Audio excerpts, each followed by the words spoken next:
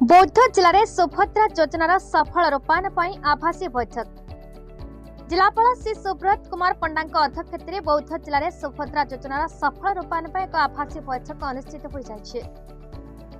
Micro plan प्रस्तुत हो सारी बेले सुभद्रा योजनार फर्म बंटन आरंभ हो जाए।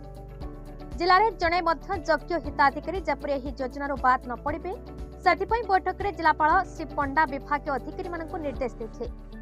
प्रस्तुत होइतिबा माइक्रो प्लान अनुसार समस्त कार्य करेंगे।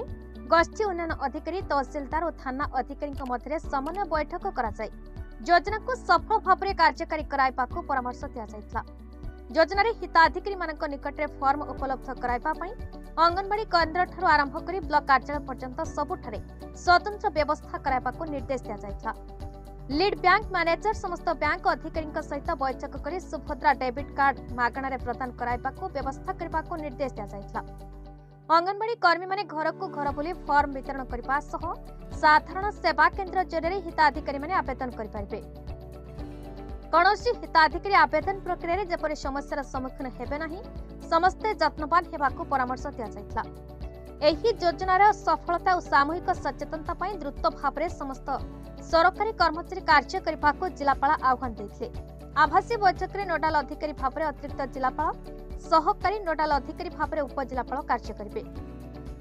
बैठक में समस्त गोष्ठी उन्नयन अधिकारी तहसीलदार पंचायत निर्वाही अधिकारी समेत जिला स्तरीय समस्त विभाग अधिकारी आभासी माध्यम जोड़ी होते।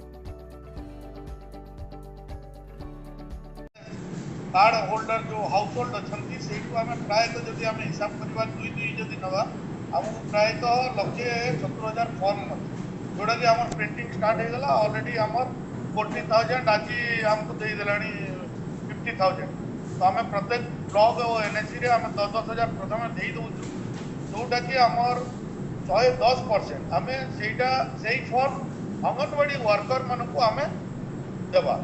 तो अंगनवाड़ी वर्कर तंगर सर्विस एरिया रे जो जो माने अछंती मानक आम प्रत्येक घर में बाछिक आम दुई दुईटा दे देवा कथा।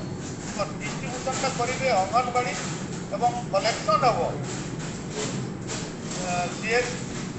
सीएससी एवं मो सेवा केन्द्र रे तो पाखे भी फॉर्म अवेलेबल आम 10% करूँ इन इमरजेंसी और एक्सीजेंसी से फॉर्म को यूज करेंगे एवं 5% फॉर्म जोटा कि 500 इज ब्लॉक हेडक्वार्टर रे वीडियो को पाखे।